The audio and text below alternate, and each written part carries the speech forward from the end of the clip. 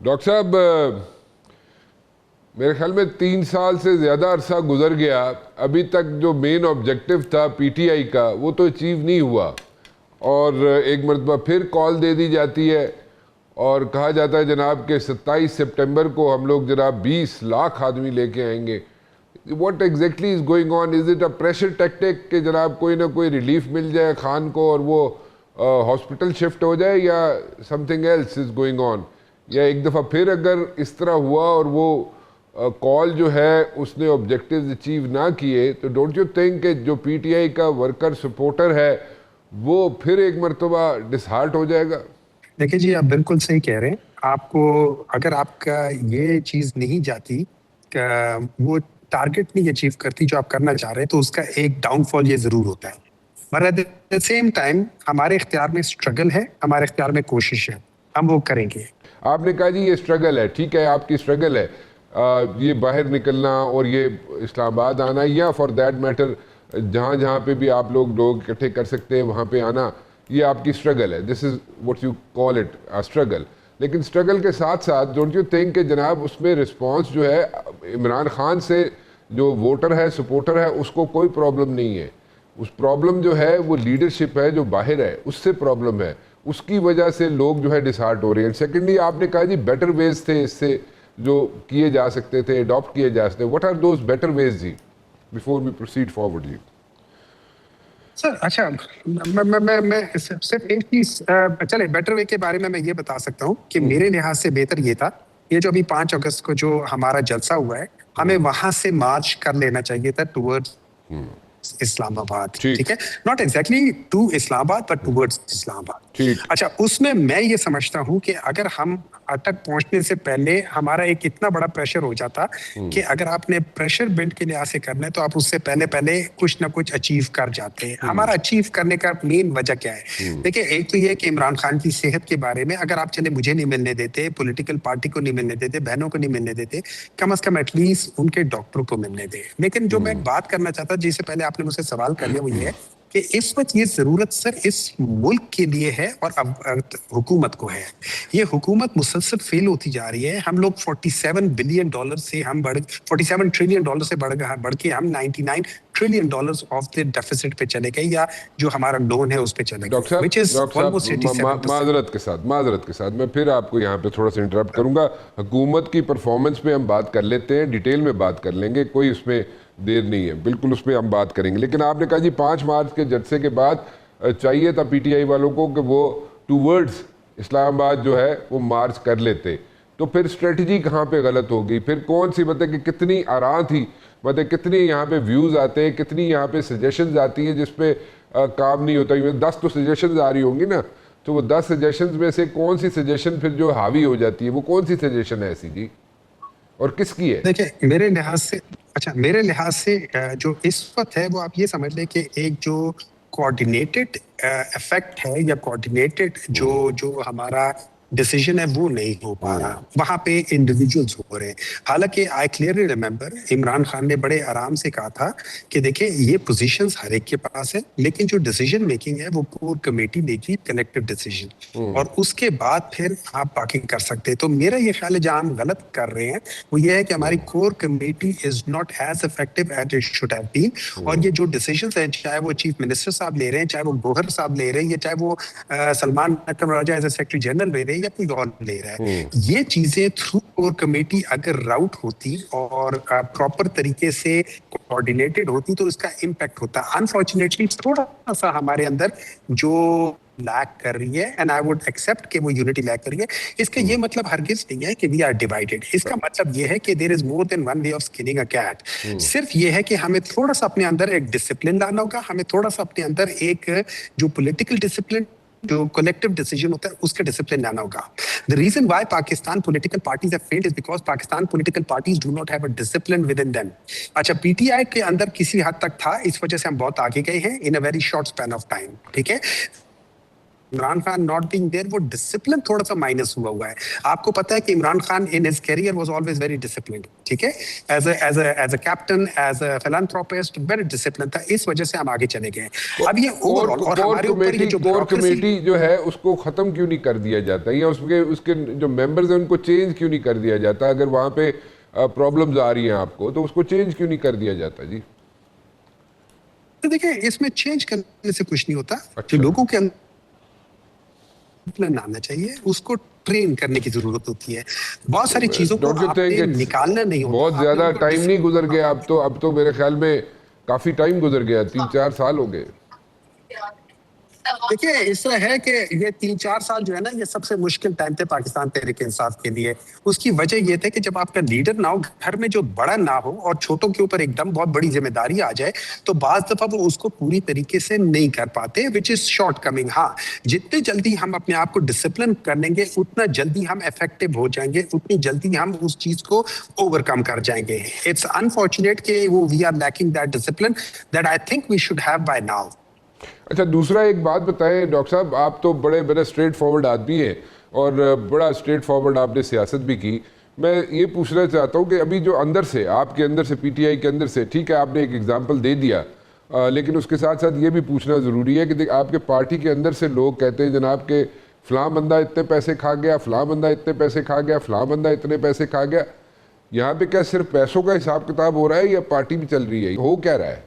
देखिए, मेरे लिहाज से एक सवाल उठा था कि जो फंडिंग आती है वो कहाँ जा रही है। मेरे ख्याल में बड़ा वैलिड सवाल है। इस वैलिड सवाल का जवाब बजाय गुस्से में देने के एक सिंपल तरीका था, आप वो ऑडिट दे दे कि ये पैसा आया है और यहाँ चला गया, एज सिंपल एज दैट। मुझे नहीं समझ आती कि इसका जवाब गुस्से में देने की क्या जरूरत है किसी को भी, ठीक है। नंबर 2, सवाल उठाना, देखें हम वो पॉलिटिकल पार्टी है जो अपने ऊपर सवाल उठाते हैं। हम उस तरीके से नहीं है कि अगर मेरा लीडर खाई जा रहा है तो मैं खामोशी से बैठा हूं, मैं नीचे खाई जा रहा हूं, नहीं, मैं सवाल उठाता हूं। जब हमारे पाकिस्तान तहरीक इंसाफ की जो प्रोविंशियल जो कैबिनेट है या हुकूमत है, जब उन्होंने बाज लॉज पास किए हैं, प्रिविलेज लॉज पास किए हैं, उसका आपका क्या ख्याल है, किसने सवाल उठाया? क्या आपने उठाया था? नहीं। कि पीपल्स पार्टी ने उठाया? नहीं। क्या पीएमएलए ने उठाया? नहीं। वो हम लोगों ने खुद उठाया, हमारे एमएनएस ने उठाया, हमारे सेनेटर्स ने उठाया। सेनेटर अली जफर साहब ने सबसे पहले उसकी निशानदेही की, उसके बाद लोगों ने सवाल उठाया। तो ये मैं समझता हूं कि this is the strength of PTI कि हम लोग अपने ऊपर खुद सवाल उठाते हैं। That is the strength of it. हाँ, इस सब चीजों को जब हम एक प्रॉपर तरीके से उसको क्या कह सकते हैं, उसको स्ट्रीमलाइन करेंगे, we will become very effective. ये याद रखिए, कल एक आर्टिकल छपा था जस्टिस मंसूर अली शाह का। सर, आर्टिकल्स मैंने बहुत पढ़े हैं, मैं पिछले 3-4 साल से ओपिनियन पेजेस पढ़ रहा हूँ और स्पेशली इस चीज पे पढ़ रहा हूँ। जी, मेरी बात कर दी। इस तरह है कि उसके अंदर उन्होंने एक चीज मेंशन की है जिसके ऊपर देखिए, आर्टिकल पढ़ने में और उसका जो पंच लाइन होता है वो करने। उन्होंने कहा था कि जब ये चेंज ओवर हुआ था 1947 में, the only 2 disciplined areas were bureaucracy and the army. इसी वजह से वो हावी हैं। अगर हमें अपने अंदर वो डिसिप्लिन को नहीं लेकर आएंगे तो हम कभी हावी नहीं हो सके। It is the discipline that make you very strong. तो हमें ये सीखना पड़ेगा एज अ पॉलिटिकल पार्टी सारा, बिलखुसूस पीटीआई के जो इस वक्त के जो हम लोग हैं, कि हमें अपने अंदर वो डिसिप्लिन लाना पड़ेगा कि हमने इसको ठीक करना है। जो ही हम वो ले आएंगे, we will be at the top. We are already on the top. आपके अपने एंकर्स हैं, जो जज मालिक साहब ने कहा हुआ है कि आज अगर हमारे आजाद लोगों को पंजाब में खड़ा कर दे, किसी की हिम्मत ही नहीं उनसे जीत सके। लेकिन अनफॉर्चुनेटली जिस तरीके से बातचीत हो रही है, जिस तरीके से गलत तरीके से काम हो रहा है, उसमें हम कुछ कर नहीं सकते। तो इंशाल्लाह ताला very soon we would be able to overcome our shortcomings, इंशाल्लाह ताला। चले, मैं उसमें देखें, इसमें इलेक्शंस हो जाए, कैसे हो जाए, उसमें क्या पोजीशन आएगी पीटीआई की, वो ठीक है, उस पर मैं बहस नहीं कर रहा, उस पर मैं आर्गूमेंट ही नहीं कर रहा। मैं सिर्फ ये कह रहा हूँ कि इस तरीके से, जिस तरीके से ये डिसिप्लिन के बगैर सारे काम हो रहे हैं पीटीआई के अंदर, इसमें हुकूमत को तो कोई काम करने की ज़रूरत नहीं है। People who are sitting in the corridors of power, उनको कोई ज़रूरत नहीं है अपोजिशन को हैंडल करने की। आप लोग खुद विद इन जो है अपने आप को हैंडल कर रहे हैं। सो जब तक आप कोई स्ट्रॉन्ग पोजीशन में नहीं होंगे आप लोग पीटीआई वाले, उस वक्त तक ना तो हुकूमत पे असर्ट कर सकेंगे, ना उस पर किसी और चीज़ पे असर्ट कर सकेंगे, ना आपके ऑब्जेक्टिव्स अचीव होंगे। This is my point. So मैं इसको इसलिए सामने रख रहा हूँ। अच्छा चले, थोड़ा सा आगे चलते हैं। I don't agree, sir. I don't. Hold on, sir. Hold on. I don't agree with you, sir. अच्छा। देखिए, हुकूमत को फिक्र ये नहीं होनी चाहिए कि मेरी ऑपोजिशन कितनी स्ट्रांग है। ऑपोजिशन को जो फिक्र होनी चाहिए वो ये है कि उनसे ये हुकूमत चल नहीं रही, उनसे पाकिस्तान हर रोज उनके हाथों से स्लिप हो रहा है, जैसे सैंड आपके हाथों से स्लिप हो रही होती है। पिछले 4 सालों में पाकिस्तान की तरक्की जो है, पाकिस्तान की जो पॉपुलेशन ग्रोथ से स्लो है। पिछले 4 सालों में पाकिस्तान जहां था 2022 में, उससे 12 साल 15 साल पीछे चला गया। ये हुकूमत की प्रायोरिटी होनी चाहिए। उसके लिए पॉलिटिकल स्टेबिलिटी जरूरी है, और उसके लिए इमरान खान के साथ उनको जरूरी है कि वो इमरान खान के साथ एक चीज पे ले आए कि यार ये चीजें ठीक कर ले, और पॉलिटिकल स्टेबिलिटी ले आए। मैं ये समझता हूँ पाकिस्तान के लिए Imran Khan would be more than willing to sacrifice कि भाई ठीक है, जो उनकी अगर मैं ये मान लेता हूँ कि वो कहते हैं कि इमरान खान 1-1.5 साल इस हुकूमत को चलने दे, लेकिन इस 1-1.5 साल में हुकूमत को बात चीजें करनी पड़ेंगी। और वो क्या चीज है? वो है फ्री फेयर ट्रांसपेरेंट इलेक्शन का प्रोसेस करना पड़ेगा। अगर वो नहीं करेंगे सर, ये पाकिस्तान नहीं चल पाएगा। हमने हर किस्म की चीज करके देखी है, एक दफा ईमानदारी करके देख लो, ईमानदारी से मुल्क लाके देख लो, शायद चल जाए। डॉक्टर साहब, आप ये कह रहे हैं इन सो मेनी वर्ड्स के इमरान खान जो है वो इस हुकूमत को चलने देंगे, और जब तक इस हुकूमत का टाइम स्पैन पूरा नहीं होता उस वक्त तक इस हुकूमत को चलने देंगे, और कोई हर्डल्स क्रिएट नहीं होंगे। और आप ये कह रहे हैं कि इंश्योर किया जाए free and fair and partial and transparent elections, तो फिर किसी को कोई प्रॉब्लम नहीं होगी, कोई हुकूमत को प्रॉब्लम नहीं होगी। This is what you are saying, right? मैं गलत तो नहीं कह रहा? Yes, this is exactly what I'm saying. If you allow people, जो पाकिस्तान तहरीक इंसाफ के पुराने लोग हैं, रऊफ हसन साहब, बाज लोग हैं, let them meet Imran Khan. Imran Khan, we can convince him, we can guarantee that कि वो इस सिस्टम को चलने देगा 1.5 साल के लिए, प्रोवाइडेड एक चीज हो कि फ्री फेयर ट्रांसपेरेंट इलेक्शंस की हम कोशिश करें, और हम वो करें। इस दौरान में इमरान खान को सिर्फ एक चीज से इजाजत दे कि वो अपनी पॉलिटिकल पार्टी को दोबारा इन लाइन कर दे। वो कोई ऐसे काम नहीं करेगा कि जिससे हुकूमत के ऊपर, हुकूमत अपने बोझ तले खुद गिर रही है, हुकूमत चल नहीं रही है, हुकूमत के पास nobody has to do anything because ये जुल्म का निजाम है, और जुल्म का निजाम चल ही नहीं सकता। ये मैं नहीं कहता, ये अल्लाह ताला का उसूल है। अच्छा, ये कैसे हो सकता है कि अल्लाह ताला का उसूल आप ये मैं मजीद आप ये कह रहे हैं डॉक्टर साहब कि आप ये कह रहे हैं कि कोई हर्डल्स, मैं उसको मजीद आप ही की बात को मैं यहाँ पे रीफ्रेस कर रहा हूँ, और बल्कि कोशिश कर रहा हूँ उसी लफ्ज़ों में सामने रखा जाए। मैं आप कह रहे हैं कि अगर इमरान खान के साथ कोई सेटलमेंट कर ली जाती है तो हुकूमत का टेन्योर भी पूरा होगा, हुकूमत के लिए हर्डल्स भी क्रिएट नहीं होंगे, सिर्फ आप इंश्योर करवाएं फ्री एंड फेयर इलेक्शंस। और इसमें अगर और क्या क्या चीज़ें इमरान खान मान सकते हैं? रऊफ हसन साहब का बड़ा अच्छा एग्जाम्पल दिया आपने। रऊफ हसन साहब इज़ अ सेंसिबल पर्सन और पुराने पॉलिटिकल वर्कर हैं। उनकी बात क्या, अच्छा और कौन कौन से बंदे जाके मिल सकते हैं जिसकी बात सुनी जा सकती है, और इन चीज़ों पे जो आप बता रहे हैं इमरान खान राज़ी हो सकते हैं? लाइक रऊफ हसन है, और कौन कौन से हैं जी आप जा सकते हैं? सर मेरे लिहाज से अगर आप कर लेना, मैं तो खैर कोई बहुत बड़ा शख्स नहीं हूँ। आप इमरान खान से मुलाकात करवाएं, आप रऊफ हसन साहब की मुलाकात करवाएं, आप उसके साथ आतिफ खान की मुलाकात करवाएं, आप उसके साथ अली जफर साहब की मुलाकात करें। ये 3-4 बंदे भेजे, तीनों सॉफ्ट स्पोकन लोग हैं, तीनों कोई आके ऐसी बात नहीं करेंगे जिससे कोई प्रॉब्लम होगा। एंड मैं ये समझता हूँ ये हुकूमत को, और खास तौर पे those people who are in power, they must understand कि जिस हॉर्स के ऊपर वो बैक कर रहे हैं, they are not horse, they are mules, वो नहीं चला पाएंगे। उन्होंने 24 साल, 25 साल, 30 साल नहीं चला पाए, 50 साल नहीं चला पाए, अगले 4 साल क्या कर लेंगे? ये जो इनके प्लानिंग के जो मिनिस्टर हैं, ये पिछले 3-4 दफा से प्लानिंग के हैं। हर दफा प्लानिंग इन्होंने 2010 का बताया था, विजन 2010, विजन 2025, विजन 2050 वगैरह वगैरह वगैरह, हर दफा फेल हुआ है। How can you get them selected? For God sake, let's do it for the sake of this country. आए इकट्ठे मिले, let's do that thing. I can assure you Imran Khan will coordinate for the sake of this country, for the betterment of this country. इसमें जो मज़ीद जो इसमें काम करने वाले हैं, जो मतलब जैसे अगले 4-6 माह में जो काम हो सकते हैं, पॉसिबिलिटीज़ आर देयर, जैसे नए सूबे बनाने हैं या यूनिट्स बनाने हैं, या लोकल गवर्नमेंट सिस्टम को एम्पावर करना है, सारे मुल्क में लोकल गवर्नमेंट सिस्टम हो, कैसे हो, इन सारी चीज़ों में क्या इमरान खान अगर उनको रिलीफ मिलता है, या उनके जो साथी हैं जो उधर इस वक्त जेलों में हैं उनको रिलीफ मिलता है, तो फिर आप ये कह रहे हैं कि वो सारी चीज़ें करने के लिए तैयार हैं बिफोर द इलेक्शंस?